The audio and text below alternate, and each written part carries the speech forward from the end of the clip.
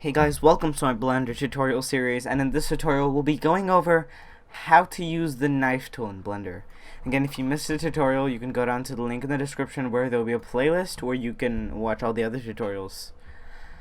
But without further ado, let's get right into today's tutorial. So here we are in Blender. Again, we can delete the camera and the light, and we'll have our basic cube here.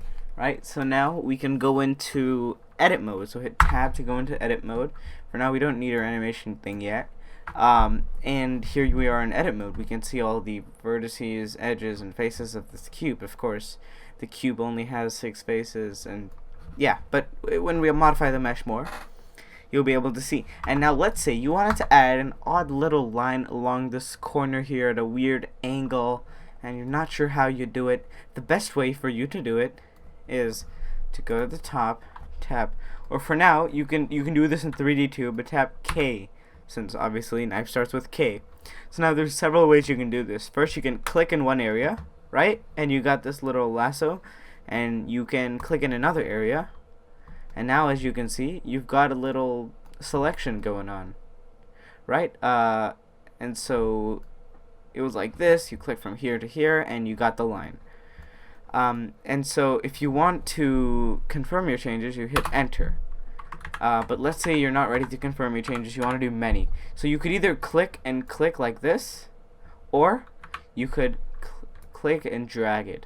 When you drag it, you can do it under different angles, and you can do it on different vertices, and obviously you're making more vertices as you're using the knife tool, but you can add weird intricate shapes like this, and you can do whatever you want.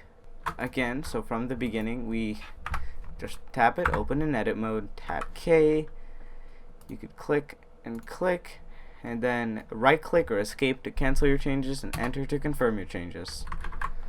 And now when you go to the knife tool here in the left, and you select on it, there's knife and there's bisect. And now what bisect does is a bit different from knife, right? But when you it's kind of like knife, except when you drag it and you let go like this, you can pick obviously you can pick how far you want your line, and in this case the line goes throughout. And if you go down to the bisect settings, you can click fill, you can click clear inner, or you can do clear outer. And basically fill is just adding this center area, right?